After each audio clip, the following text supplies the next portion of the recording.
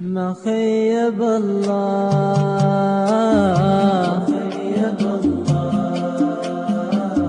ما خيب الله على رسول الله صلى الله عليه وسلم ألا تعجبون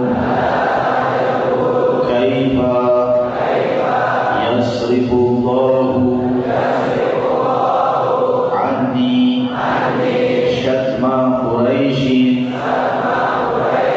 ولعنهم يشتمون مذمما ويلعنون مذمما وأنا محمد صدق رسول الله صلى الله عليه وسلم حديث صحيح رواه صحيح البخاري رب خصنا بمحمد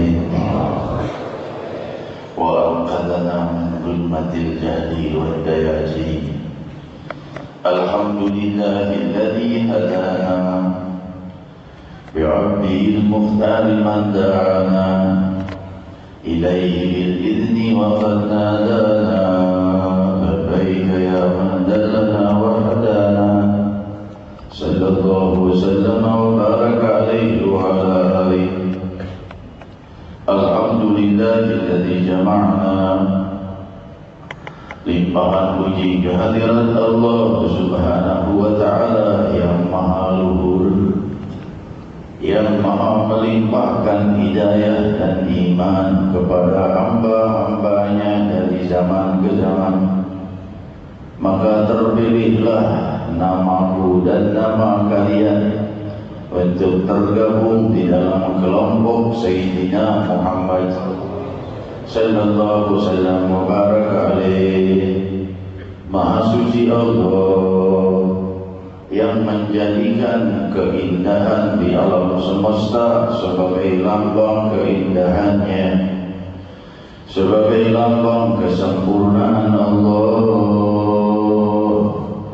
Jalla wa'ala. Matahari dan bulan, bermiliar bintang di angkasa raya, setiap tetes air dan getaran ombak di lautan, yang kesemuanya dijadikan oleh Allah ibrah dan cermin bagi kita untuk menikmati keindahan Allah, menikmati keagungan Allah, memahami kemuliaan Allah, keindahan Allah yang maha indah, yang ketika seseorang memahami makna keindahan Allah, sirnalah seluruh keindahan yang ada di alam semesta berganti dengan puncak kerinduan dan nafas-nafas yang merindukan dan yang maha indah Allah. Hadirin hadirat, telah kita dengar tadi daripada kalimat Al-Imam Abdullah bin Alawi Al-Haddad Al-Hafidh Al-Muslim Hujjatul Islam wa Barakatul Anam Al-Munfarid bil Kamali. Dari salah satu syair beliau tadi, beliau berkata Al-Munfarid bil Kamal, yang maha tunggal dan maha sendiri dengan kesempurnaan, yang kesempurnaannya mengungguli semua kesempurnaan. Kalimat ini ketika kita renungkan, Al-Munfarid bil Kamal, yang maha sendiri dan maha tunggal dalam kesempurnaan. Hadirin hadirat, pahamlah kita bahwa semua alam semesta akan fana, dan sungguh yang maha sempurna tetap abadi. Beruntunglah jiwa yang mencintai yang maha sempurna Allah. Hadirin hadirat, telah Allah jadikan alam semesta ini sedikit mengenalkan keindahan Allah kepada kita, mengenalkan kesempurnaan Allah, mengundang kecintaan kita kepada kerinduan kita kepada Allah. Sehingga ketika kita melihat bulan purnama yang indah, ingatlah pada yang Maha menciptakannya yang lebih indah, Allah. Ketika kita melihat bintang-bintang yang terang benderang di langit, ingatlah pada yang menciptakan itu dari ketiadaan dan keindahannya, Allah. Jadilah setiap nafas kita menghantarkan kita kepada keindahan Allah. Allah menciptakan satu makhluk yang juga menghantar kita kepada mahabbatullah, yaitu Sayyidina Muhammad, yang dengan melihat wajah beliau sampailah jiwa kepada khusyuk, yang dengan mengikuti gerak-gerik dan tuntunan beliau sampailah kita kepada kesempurnaan iman. Hadirin hadirat, manusia yang sempurna diciptakan oleh Allah sebagai lambang kesempurnaan Allah, untuk menghantarkan kita kepada kecintaan kepada Allah, untuk menghantarkan kita kepada kerinduan kepada Allah. Allah jadikan alam semesta ini cermin dan lambang keindahannya, dan Allah jadikan satu makhluk yang paling cepat menghantar kita kepada keridhaan Allah, Sayyidina Muhammad sallallahu alaihi wasallam wa baraka alaihi. Masih muncul pertanyaan, seandainya kita bisa cinta pada Allah dan ingat pada Nabi Muhammad, hati-hatinya disyirik. Padahal bila kita melihat bulan purnama lalu kita rindu pada Allah, jadilah bulan purnama yang menjadi perantara antara cinta kita dengan Allah. Ketika kita melihat kenikmatan yang datang pada kita, barangkali berupa anak keturunan, atau berupa harta, atau berupa kedudukan, atau berupa hal-hal yang bersifat duniawi, bila itu menghantarkan cinta kita pada Allah, jadilah ia perantara menuju kecintaan kita pada Allah. Demikian Allah jadikan sedemikian banyak perantara di alam semesta untuk menghantarkan kita ke hadiratnya. Dan Allah ciptakan perantara yang terindah kepada Allah, Sayyidina Muhammad sallallahu alaihi wasallam wa baraka alaihi. Kita lihat bagaimana hadis yang kita baca tadi. Ala ta'jabun kaifa yasrifullahu anni syatma Quraisy wa la'nahu yashtimuna mudammaman wa yal'anuna mudammaman wa ana Muhammad. Demikian diriwayatkan dalam Sahih Al-Bukhari bahwa Rasul sallallahu alaihi wasallam bersabda, maka kalian tidak takjub dan heran melihat Allah membalikkan caci maki kaum Quraisy. Kenapa? Al-Imam Al-Hafidz Ibn Hajar Al-Asqalani dalam kitabnya Fathul Bari Syarah Sahih Al-Bukhari menjelaskan makna hadis ini, bahwa di zaman itu dari bencinya orang-orang Quraisy terhadap sang Nabi, sehingga beliau sudah dirubah namanya, bukan lagi Muhammad tapi dipanggil Muzammam, yaitu orang yang selalu dicaci maki dan dihina. Demikian gelar sang Nabi daripada orang-orang kufar Quraisy. Dan gelar itu sudah menjadi ucapan setiap orang-orang kufar, hingga mereka tidak lagi menamakan beliau ini Muhammad, tapi selalu menamakannya Muzammam, orang yang selalu dicaci, orang yang banyak dihina, orang yang sangat terhina. Maka Rasul sallallahu alaihi wasallam melihat wajah-wajah para sahabat yang sedih dengan gelar yang ditaruhkan pada orang yang dicintai Allah ini. Maka Rasul menjawabnya, kalian lihat, mereka itu mencaci, bukan mencaci Muhammad, tapi mencaci Muzammam. Allah melaknat Muzammam, Allah memuntahkan kemarahannya pada Muzammam, Allah mencelakakan Muzammam. Mereka tidak menyebut Muhammad, mereka menyebut Muzammam. Maksudnya caciannya bukan padaku, aku Muhammad. Hadirin, tahukah makna nama Muhammad?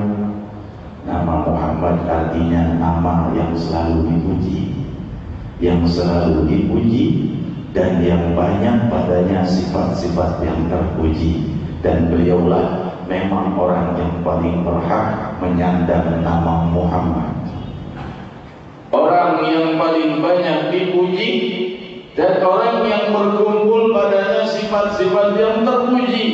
Memang orang yang paling banyak dipuji dari seluruh langit dan bumi adalah Nabi Muhammad sallallahu alaihi wasallam. Mubarakah alaih, dimuliakan dan dicintai di langit dan bumi. Bahkan 7 lapis langit pun diperintah oleh Allah untuk gembira dengan kedatangan sang Nabi, sebagaimana diriwayatkan di dalam Sahihain Bukhari dan Muslim. Ketika Rasul Mi'raj ke langit dan malaikat menjawab, "Wa ni'mal maji'u ya." Setiap malaikat itu berkata, "Semulia-mulia yang datang telah datang." Ini di setiap langit sampai ke langit yang ke-7, disambut dan dimuliakan oleh penduduk langit dari para malaikat. Tentunya disambut dan dicintai oleh jiwa mukminin, mukminat dan para nabi.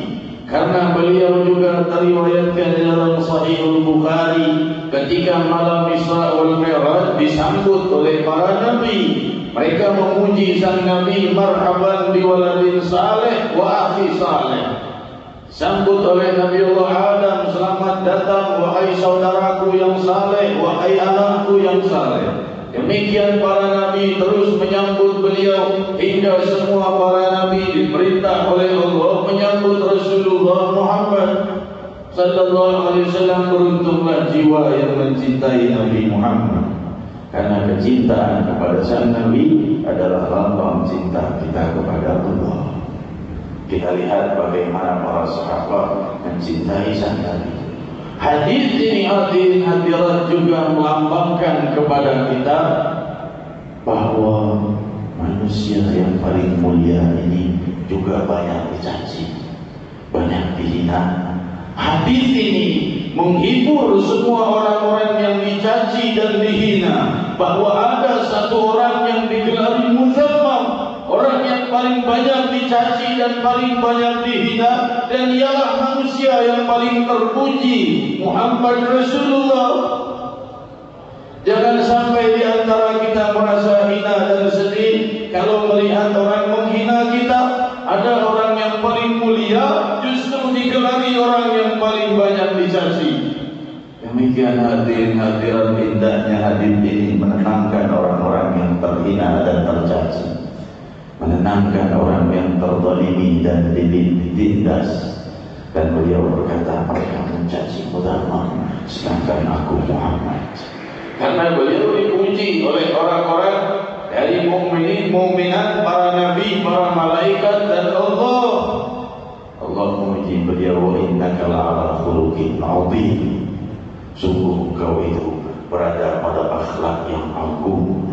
Padahal azim adalah salah satu dari sifat-sifat Allah, menunjukkan bukan berarti sang Nabi memiliki sifat Allah, bukan itu maksudnya. Maksudnya Allah ingin memuliakan derajat sang Nabi sedemikian tingginya. Alangkah mulianya hadis ini ketika dibaca oleh orang-orang yang terhina dan orang-orang yang difitnah dan dicaci. Dia akan ingat manusia yang paling terpuji pun digelari orang yang paling banyak dihina. Sallallahu wasallam wa baraka alaih. Sehingga diriwayatkan di dalam Sahih Bukhari, jika Rasul sallallahu alaihi wasallam bercerita untuk mengingatkan betapa indahnya kenabian beliau dan umat beliau, seraya bersabda, "Ketika Allah Subhanahu wa taala memberikan kepadaku permisalan, seakan-akan orang-orang membangun sebuah rumah yang megah, tapi tersisa ada satu batu atau bata yang belum terpasang.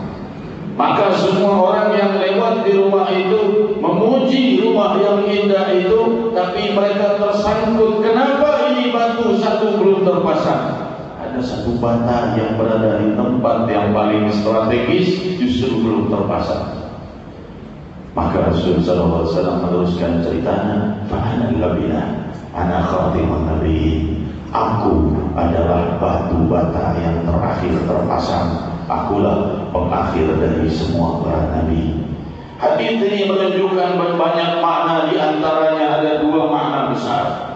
Yang pertama, menghikayatkan kesempurnaan kenabian beliau adalah beliaulah nabi yang terakhir dan beliaulah nabi yang menjadi penyempurna seluruh ajaran para nabi. Makna yang kedua, makna tawadhu, kerendahan hati beliau, bahwa bukan berarti beliaulah yang menguasai para nabi. Aku hanya salah satu dari batu bata, dan semua batu bata itulah para nabi. Aku salah satu di antaranya. Demikian indahnya perumpamaan dari Nabi kita Muhammad sallallahu alaihi wasallam. Diriwayatkan di dalam Sahihul Bukhari bagaimana Sayyidina Sa'id radhiyallahu anhu warda dari kaum Ansar. Sayyidina Sa'id ini lanjut usianya sampai 94 tahun, dan dia berkata, "Mutta'tu sam'i wa basari." Aku tetap menikmati pendengaran dan penglihatan dan semua yang ada pada diriku dengan sempurna. Usianya 94 tahun, tapi ia tetap awet muda seperti usia 40 tahun. Ia berkata, di suatu waktu ketika aku masih kecil, ini Sayyidina Sa'id, saat Rasul wafat usianya 8 tahun, berarti masih sangat kecil ketika jumpa dengan Rasul. Mungkin usianya 6 tahun kira-kira. Saat itu aku sakit, dan saudara sepupuku minta doa kepada Rasulullah SAW. Lantas kulihat Rasul berwudu. Setelah beliau berwudu, aku meminum air dari bekas wudu Rasulullah SAW. Keberkahan dari air bekas wudu sang Nabi membuat tubuhnya sempurna hingga usia 94 tahun. Ia tetap dalam keadaan awet muda. Kenapa? Karena air mulia itu masuk dan merasuk pada tubuhnya. Hadirin hadirat, jangan sampai kita tertipu dengan bisikan syaitan. Apa ini minum air bekas wudu? Minum air bekas wudu diriwayatkan dalam Sahihul Bukhari hanya untuk Nabi Muhammad SAW. Lain sebab itu, karena air ini berubah-ubah dan bereaksi dengan apa-apa yang ada di depannya dari manusia. Ini sudah dibuktikan oleh para ilmuwan kita dan pernah saya bahas tentunya, bahwa air itu berubah-ubah ketika orang yang di hadapannya marah dan mencaci. Air yang di hadapannya berubah menjadi buruk bila dilihat dengan mikroskop. Bila orang yang di depannya itu mengucapkan kalimat-kalimat indah, air berubah menjadi lebih indah bentuknya bagaikan berlian. Dan bila diucapkan doa-doa, air semakin indah bentuknya. Maka air ini bereaksi. Air ini bereaksi juga ketika bersentuhan dengan kulit manusia yang paling indah, Nabi Muhammad SAW. Kita lihat bagaimana muslimin muslimat hingga saat ini masih mencium Hajarul Aswad. Sedangkan Hajarul Aswad ini diriwayatkan di dalam Sahihul Bukhari, berkata Sayyidina Umar bin Khattab, "Laula qabbalaka ma qabbalak, laula qabbalaka Rasulullah lama qabbalak." Kalau bukan karena Rasulullah yang menciummu, aku tidak akan menciummu, wahai Hajarul Aswad. Hanya batu, tidak lebih dan tidak kurang dari batu, tidak bisa membawa mudarat dan manfaat, tetap batu.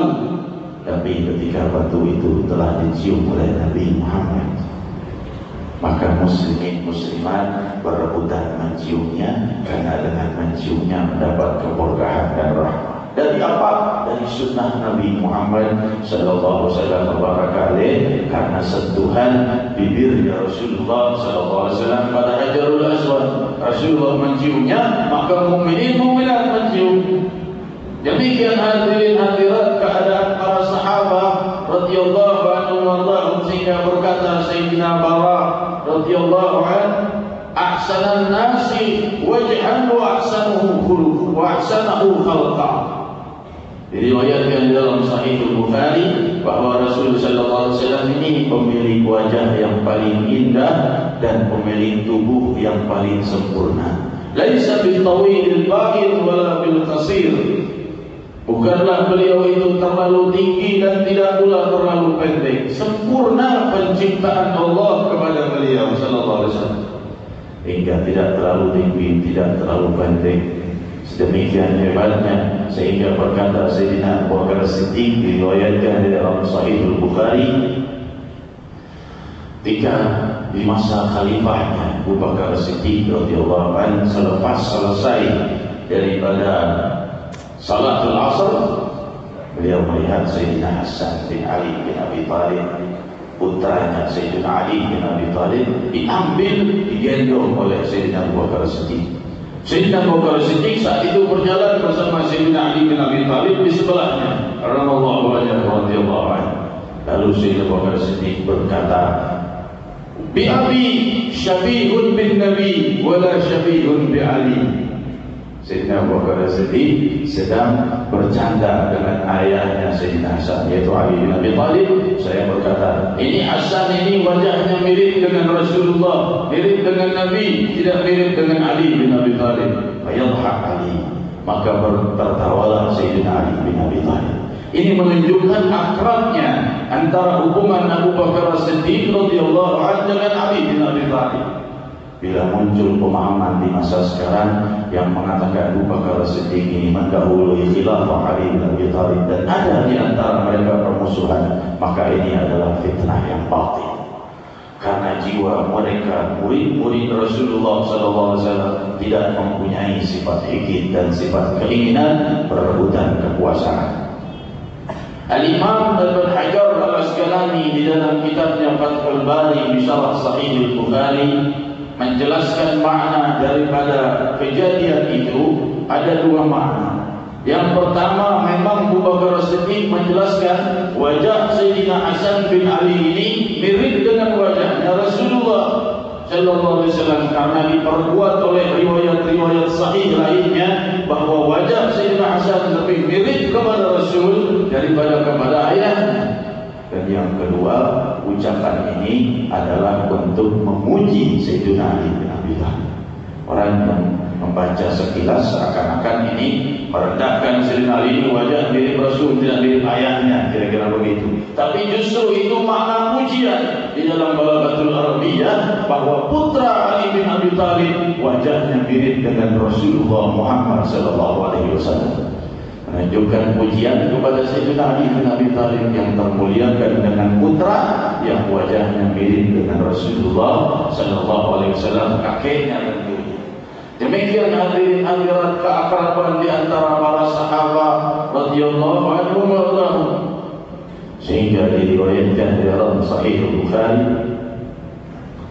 ketika Rasul sallallahu alaihi wasallam menuju Batha safar, beliau melakukan sholat jamaah kasar zuhur dan asar. Selesai dari sholat itu, ini riwayat hadirin hadirat Sahih Bukhari, mesti kita pahami bahwa Sahih Bukhari adalah kitab yang paling sahih dari semua kitab hadis. Jumhur seluruh ulama Ahlus Sunnah wal Jamaah tidak satu pun terkecuali mengakui keabsahan Sahih Bukhari. Maka di saat itu kulihat Rasul sallallahu alaihi wasallam selesai salat asar dan salat zuhur jamaah, lantas kulihat para sahabat ya'khuduna yadayhi wa yamsahun biha wujuhahum, fa akhadtu bi yadihi fa qabbaltu bi wajhi fa wajadtu wa hiya abradu min al-thalji wa atyabu raihatan min al-misk. Ketika selesai dari salat itu, kulihat para sahabat bukan lagi mencium tangan Rasul sallallahu alaihi wasallam. Kita sering dengar orang mengingkari cium tangan zaman sekarang. Mereka bukan lagi mencium tangan beliau, mengambil tangan beliau kedua-duanya dan mengusapkan di wajah mereka. Ini perbuatan para sahabat radhiyallahu anhum wa ardhahum. Seandainya masa sekarang ini ada yang berkata seperti ini, niscaya dikatakan kultus, dikatakan musyrik. Padahal ini perbuatan sahabat Rasul, diriwayatkan di dalam buku yang paling sahih, yaitu Sahihul Bukhari. Para sahabat mengambil tangan Rasul dan mengusapkan di wajah mereka, wa yamsahun biha wujuhahum. Mereka mengusapkannya di wajah mereka, semulia-mulia tangan dan semulia-mulia wajah yang disentuh oleh telapak tangan sang Nabi. Kenapa mereka berbuat demikian? Apakah mereka tidak mengenal tauhid? Apakah mereka keterlaluan dan israf?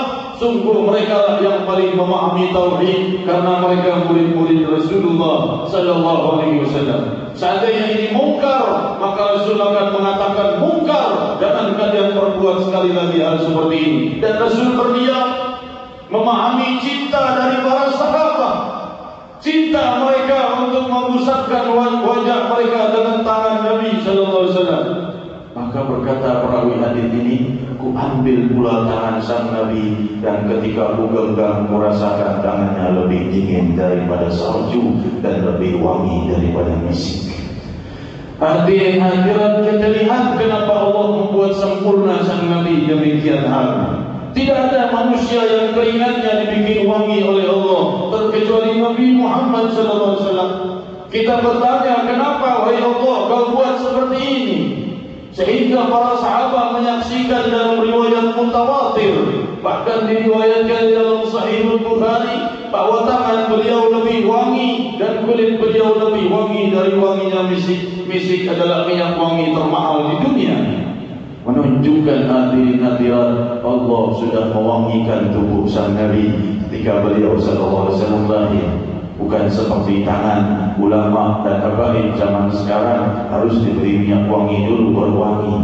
Kalau beliau sallallahu alaihi wasallam sudah Allah jadikan tubuhnya wangi dan keringatnya wangi, dan tidak tembus dalam logika kita bagaimana keringat yang muncul daripada sel-sel tubuh beliau membuat wangi hingga keluarnya keringat itu. Ini telah ditarkib oleh kesempurnaan Allah yang maha sempurna, dan tidak terjadi pada makhluk lainnya. Mulai Adam hingga manusia terakhir, tidak ada yang keringatnya wangi terkecuali Muhammad sallallahu alaihi wasallam.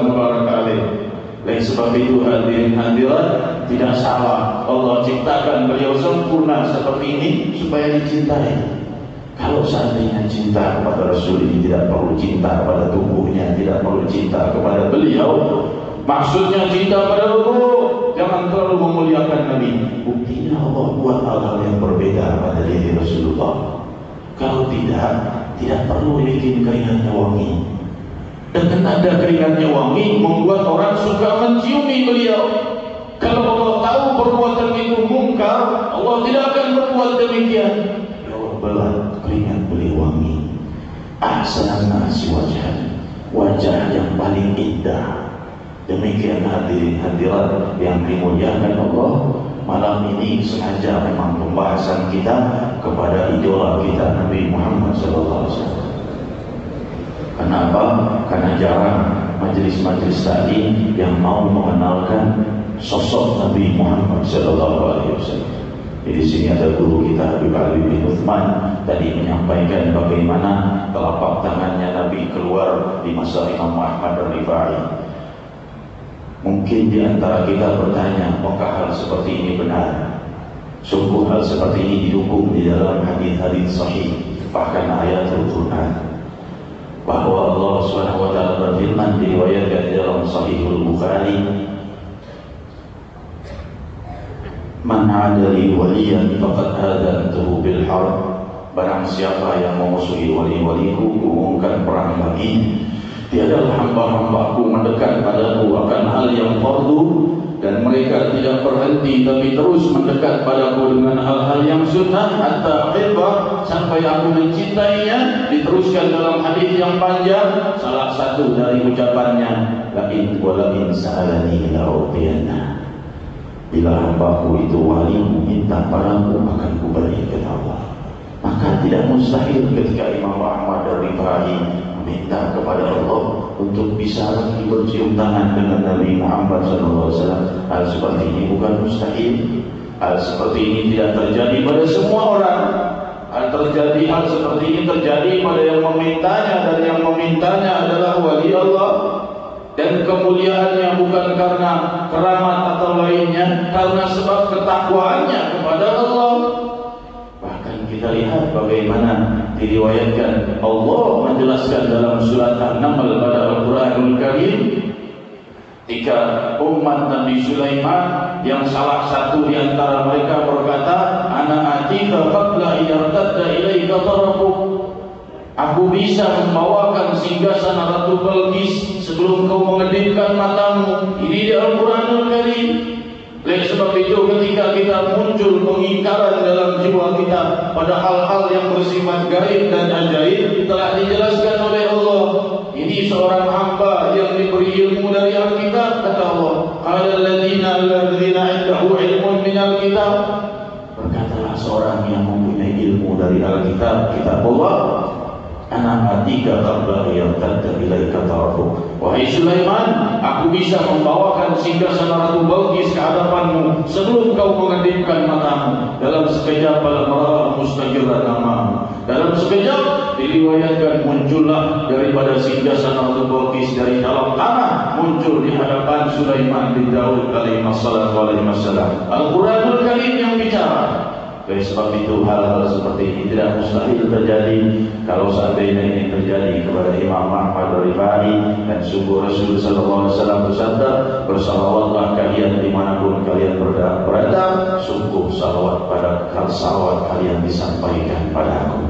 Demikian hadirin hadirat yang dimuliakan Allah, majelis mulia kita di malam hari ini tentunya dipenuhi pembahasan agar kita lebih mengenal idola kita, Nabi kita Muhammad Rasulullah sallallahu alaihi wasallam. Hadirin hadirat, kita bermunajat kepada Allah Subhanahu wa taala agar kita terus dibimbing dalam kesempurnaan tauhid, dalam kecintaan kepada Allah dan Rasul, sebagaimana Rabbi kau bimbing hamba-hambamu yang saleh dari para sahabatul Rasul, dari para awliyauna, daripada imam-imam kami. Rabbi telah kau bimbing mereka pada kesempurnaan tauhid, maka bimbing pula jiwa kami pada sempurnanya tauhid, sempurnanya iman, sempurnanya mahabbah. Ya Rahman ya Rahim, bangkitkan muslimin muslimat yang mencintai Nabi Muhammad, yang mengidolakan Nabi Muhammad sallallahu alaihi wasallam wa baraka alaihi wa alihi.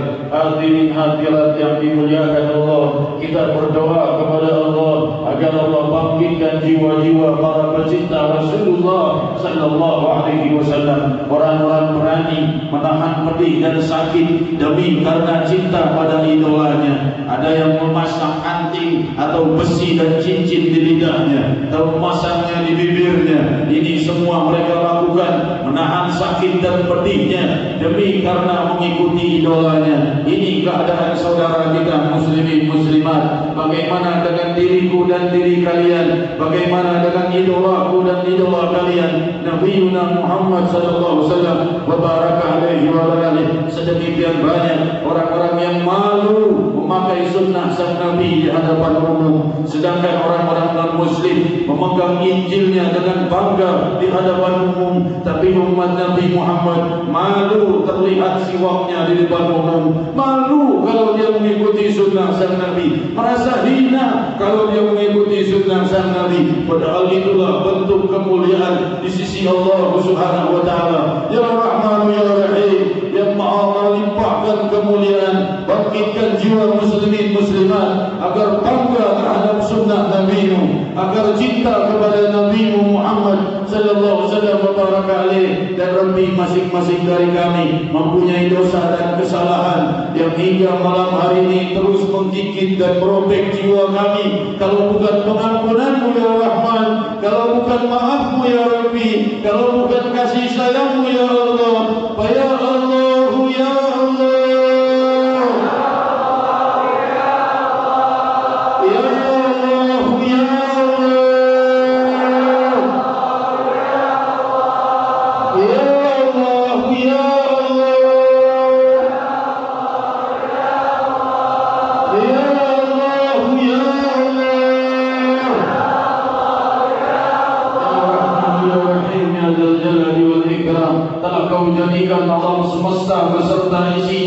lampau keindahan-Mu, lampau kesempurnaan-Mu, dan Kau telah ciptakan Nabi-Mu Muhammad sallallahu alaihi wasallam baraka alaih sebagai lampau keindahan-Mu yang menuntun kami kepada khusyuk, menuntun kami kepada iman, perantara yang menyampaikan kami kepada keindahan zat-Mu, kepada kesempurnaan-Mu, kepada cahaya keagungan-Mu. Wahai yang maha bercahaya, wahai yang maha indah, wahai yang maha megah, wahai yang menerbitkan kesempurnaan pada setiap benda dan makhluk-Mu. Ya Allah, ya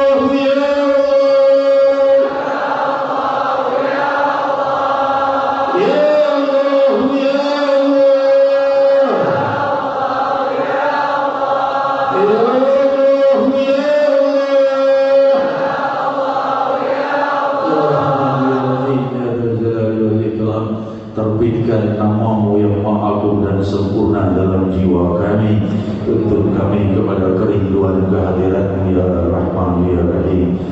Wa sallallahu wa sallam ala nabiyina Muhammadin wa alihi wa sahbihi wasallam.